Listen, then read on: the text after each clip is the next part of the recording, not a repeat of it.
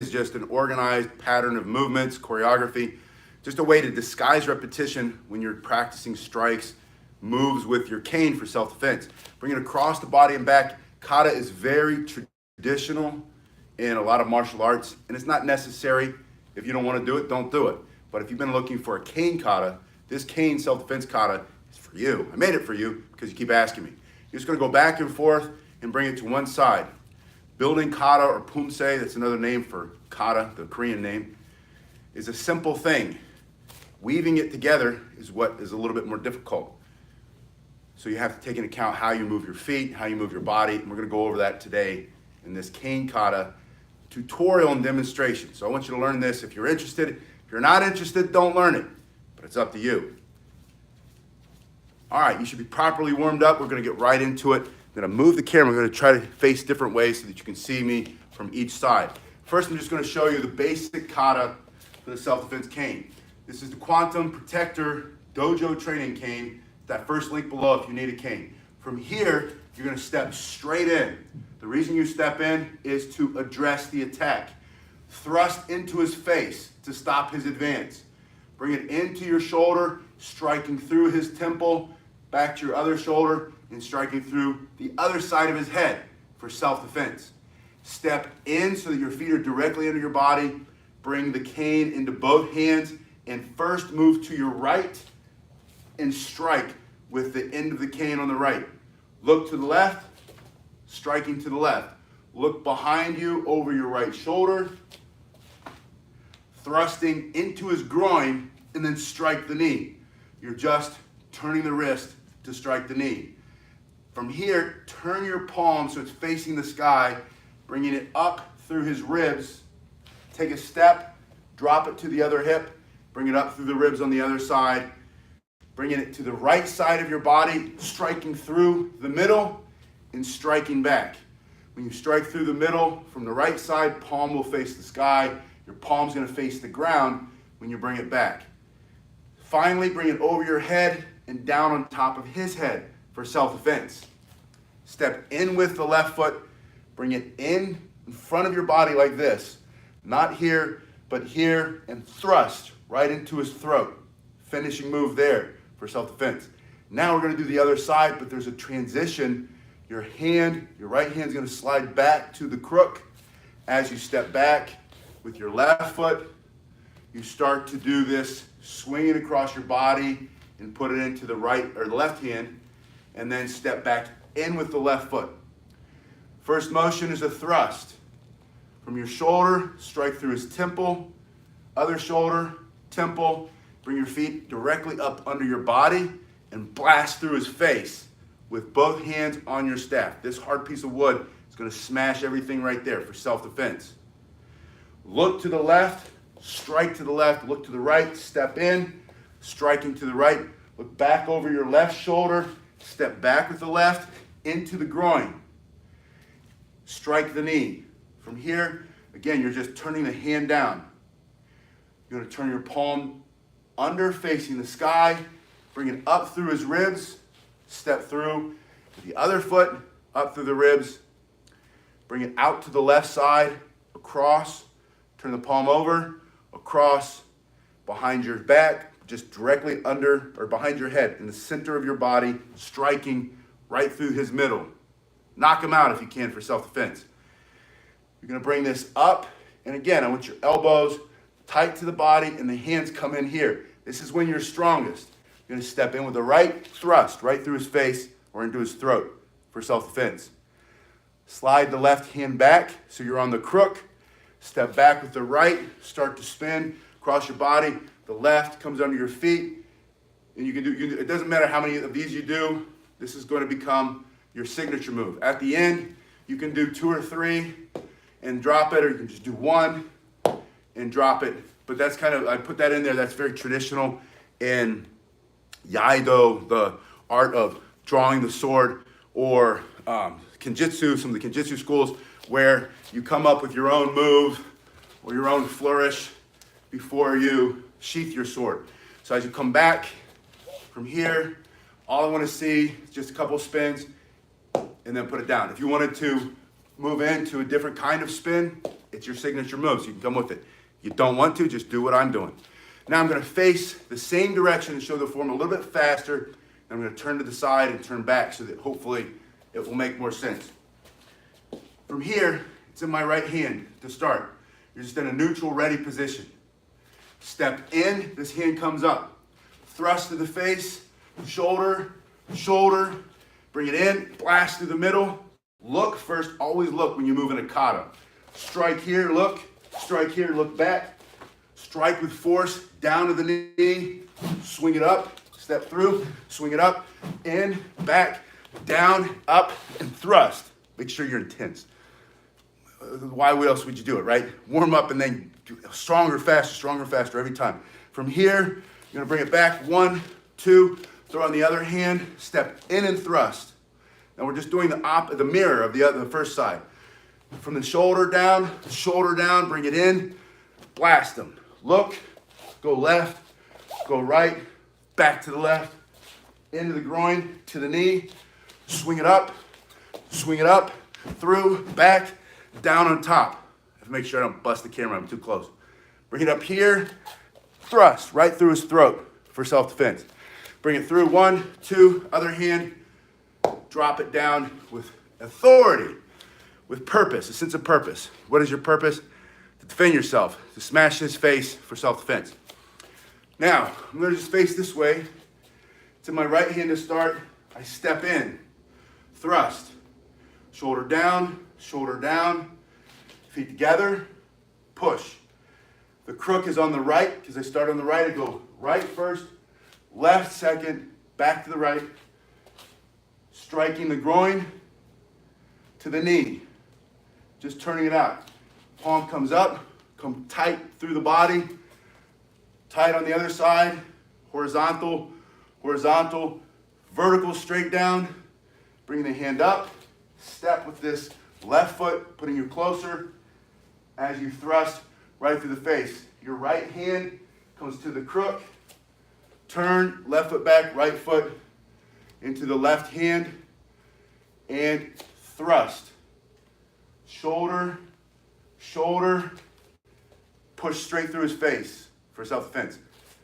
Look to the left, go to the left, look to the right.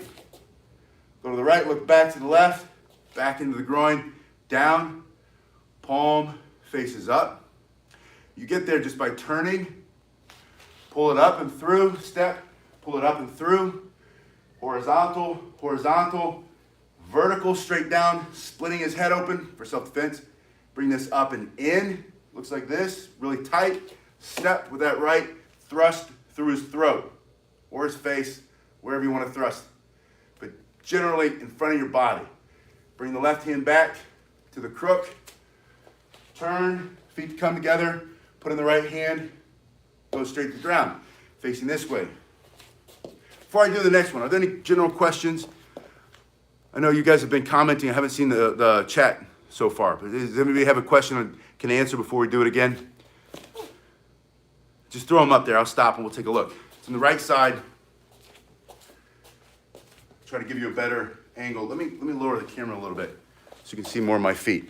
Basically, the feet are just stepping forward and back.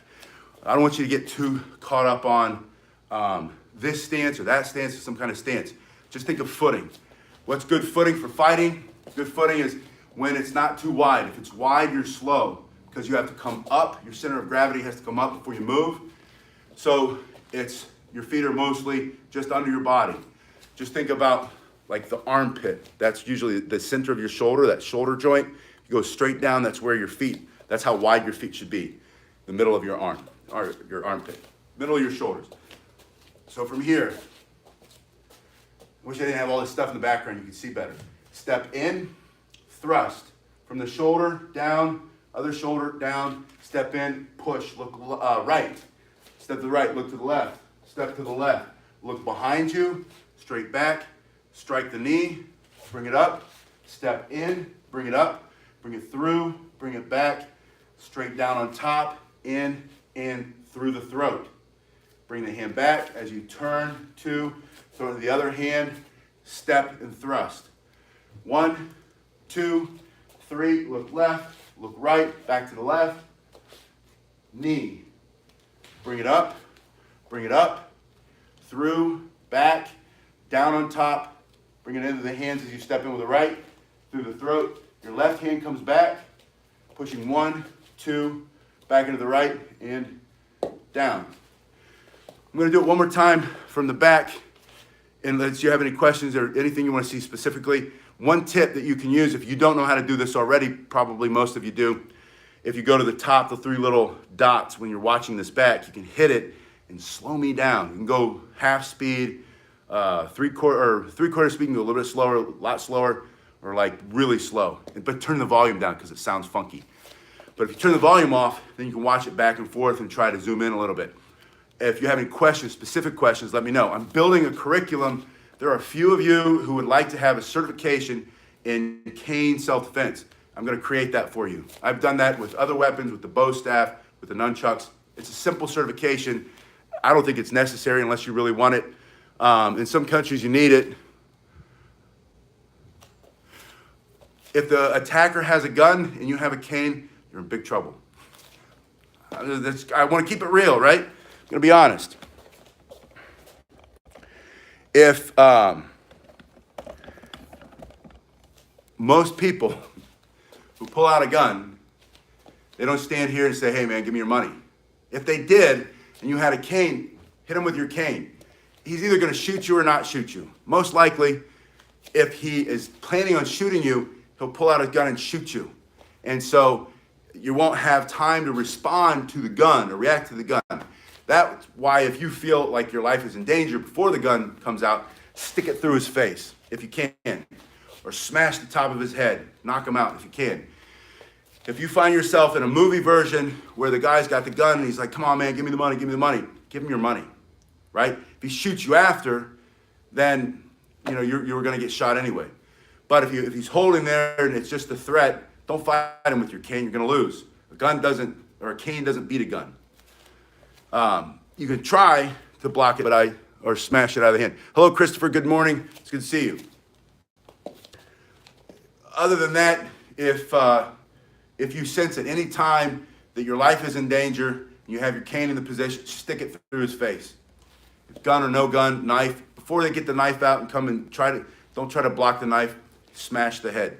All for self-defense, right? All right, so last I'm going to turn and face the back. I won't talk as much. Maybe I won't, probably will. But if you have any questions, put them in the comment section below. I'll come back and I'll read the comments. If you want to reach out to me directly, if you're interested in getting certification for the cane, go to Pasquinilli.com, reach me there. Shannon, yeah, you don't bring a knife to a gunfight. I'll keep talking. I just don't know if you can hear me with my boom mic if I'm facing that way, unless my voice is bouncing off the back wall. This is a small dojo. I'm used to a big space. But I'm getting used to this. I like this size a little bit better. For now, back in the past when I had a big martial arts school, I liked that for then. Now I wouldn't want that. That's too much hassle. I had 5 classrooms. Now I've got 1. That's enough for me. All right, facing this way. Step in with the right. Thrust from the shoulder. Shoulder, step up and push. Right, left, back to the right, to the knee. Turn the hand under. Strike through, in, back, down. Bring it up here as you thrust into the throat. The hand comes back here. 1, 2, put it through the left hand, step with the left, thrust, shoulder, in, push left, push right, push back. The one thing I said earlier that I want to reemphasize is always look on a kata, look before you go in a direction. It makes more sense for somebody watching it. It tells a story. If you just turn your body at the same time, it catches them off guard. It doesn't make sense. Also, when you turn your head and look first, your brain will do the calculation and tell your body exactly where to put the foot, subconsciously. So if I'm here and I look back, I'll go in the right position for perfect balance every time. If I step back, I'll be dropping here. So always turn your head before you move in any kata that you do. From here, turn your palm under, bring it up, bring it back, in, back, down on top, bring these in and thrust. And go back 1, 2, right hand and down. One thing I just realized is that as I'm doing this striking motion to here, Sometimes I'm showing you that I'm here and then I'm stepping with the thrust. Sometimes I'm stepping as I'm doing it. Both ways are correct. Whichever way, when you break it down and you're first learning it, you bring it up and then you take a step and thrust. That's okay, because later as you become smooth, remember slow is smooth, smooth is fast. We say crawl, walk, run. Take your time, allow your body. This is all disguising repetition. When I first created this form and I was doing these moves, I was moving about this fast. Now, as I'm doing these moves, I'm moving a lot faster. You're gonna be moving a lot faster. You're gonna be generating more power. You're gonna get balance in your body. You're gonna engage the core. You're going to be comfortable with timing and distance, spatial awareness. People don't always understand the purpose of a kata, because like in a traditional karate or taekwondo form, or any striking, there's moves like this, and they say, well, you're not going to do that in a fight. And the reality is, yes, you're right, you're not going to perform the kata in a fight, but by practicing these moves over and over again, you're going to develop that muscle control, speed, balance. You're going to tighten everything up. It's almost like an isometric exercise when you do it right. The same is true here. You're not going to perform the kata in the middle of a self-defense situation, but every piece of that kata that you have to use for self-defense is going to be so much stronger. You're going to hit harder. You're going to have better balance. You're going to have great accuracy. And it's almost like role playing. If you were to take a job as a salesman on the phone, before they give you the phone, they give you a script, and then you have to memorize the script. And then you sit down with your boss, your salesman boss, and then she'll say, all right, let's role play. You start talking, then they interrupt. You practice. Role play is a kata. It's the same thing. It's a script. So this is a basic script for self-defense. Now, are there any other questions before we go? Today is the pumpkin patch day at the kids' school. So I get to go in the first about 20 minutes, and my daughter gets to pick a pumpkin, and then my son goes right at his class goes after. So, and it's funny, because I grew up in Ohio. In Ohio, when you go get a pumpkin, it came out of the farmer's field across the street, and there's mud all over it, and there's corn stalks still everywhere. Down here, they truck them in. Shannon, I won't repeat that. But it wasn't that bad. The big pumpkins in the field, right? But here, it's in a nice neighborhood. There's a couple of Rolls Royces parked nearby. There's a Bentley or whatever. And then, they have all kinds of pumpkins, different shapes and sizes, and they're all categorized, and they have little places to take pictures everywhere. So it's a posh version. Everything down here in South Florida is a posh version of the homegrown hick town that I grew up in. And one's not better than the other. They're simply different, right? I love that. I love that about martial arts. It can be different. It doesn't have to be the same. We all have different bodies. We're all moving completely differently. And that's what creates so much value in this. As a martial arts community, when you put your comments below and you see somebody else has written something, make a comment on that. When you start doing that, when you start to write on someone else's comments in the comment section on all these videos, then you start to add to the conversation. It starts to become something different, something better, something bigger than all of us put together. And that's what I love about martial arts. This is a virtual dojo, self-defense dojo for today when we're doing the self-defense cane. But when you want to expand your knowledge and your understanding, this is what I've always been able to do. I learn more from you as a student than you learn from me as a teacher. I'm always a teacher and a student. You're always a teacher and a student. You have so many things to add value in this conversation from your life experience, which is different than mine, your body, which moves differently than mine, and at every level. You might be in a wheelchair. If you're in a wheelchair, your body moves differently. You're going to perform this kata a little bit differently. In a wheelchair, you can still perform all the moves of the kata that we did with sitting or moving with your feet. And then later, depending on your mobility level, you can add some movement with the body too. Pi Universe, do I teach staff as well? I teach on this channel, this martial arts channel, there are over 600 videos just on the bow staff. The Joe is another like 200 videos. And then the Hanbo, we've been working with the Hanbo, the smallest size staff. But yes, I do, that's actually my specialty. That's my first love in martial arts is the staff.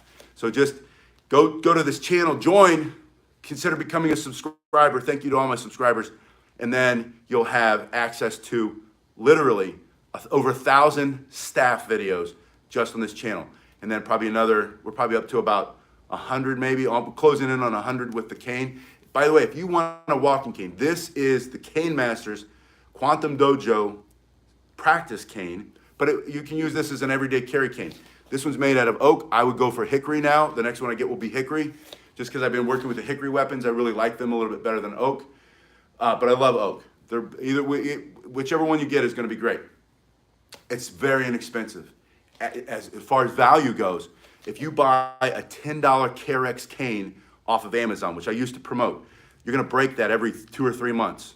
Some of you break it more if you're more aggressive with it in your training. This you're never going to break. You're not going to be able to break this as long as you keep oil in it and you sand it all down every once in a while. It's got nicks in it because I beat it against stuff. It's got nicks from knife. It's because we practice against self-defense against different tools. But you just sand them out and then it keeps going. This is the first link below. You can also see the other things that Cane Masters sell. And if you're looking for that card that you put in your wallet, when you take it out and it says why you're allowed to carry the cane with the Americans with Disabilities Act and why they're not allowed to ask you invasive questions about your medical history with HIPAA law as it relates to your cane. And then I have a staff. Go to that same link, you'll find all the staffs that I sell or that I promote. They're all made for my specifications. They're all self-defense staffs, but you can use them for demonstration. You can use them for competition. They're a great staff. And the same thing, they're made out of these materials. They're handmade by a master craftsman here in South Florida who's been doing it for years. He's been making canes and staffs and other martial arts weapons for probably 50 years. I think if you go into the shop, you put all their collective time together, it's probably 100 years that these guys make them. And they make them in a way that, because they're all martial artists, that you would want to use. It's not any of that garbage that they bring over from China that's dried out red wood on the inside and they break the first time they hit the ground. And it's the same thing. If you'll spend a little bit more for a quality cane made in the United States, made here, and it's not that it's the United States. It could be made anywhere. It's made well, handmade, right? It's just not mass produced garbage. You get that stuff coming in from China that comes on the ships. If you can even get it right now, because most martial arts supply stores are sold out because they can't get anything either. But we've got a whole bunch of these. So look at that first link. If you're looking for a cane, collie sticks, staff, whatever, screaming sticks, that's all in there. You guys have been awesome. I'll see you a little bit later today. My goal is to do 3 today because I've kind of got a backlog of things that I want to work with you on. I wanted to get this one in here. I don't know if it ships in India, but if you're in India, then look for Silambam. Look for a school that teaches Silambam or Gakta, Gakti. Any of the, the Tamil martial arts or the Gurkha martial arts. Look for those. They'll have a good source for a good staff to use. But find a school and then call the school, ask the guru in India, hey, how do I get a good bow staff or a good martial arts staff? And the funny thing is, a lot of the stuff that we get from in the martial arts supply stores come from Pakistan. So, they're right next door, and I know that there's still some open trade, even though the politics might be different. But you can still get all that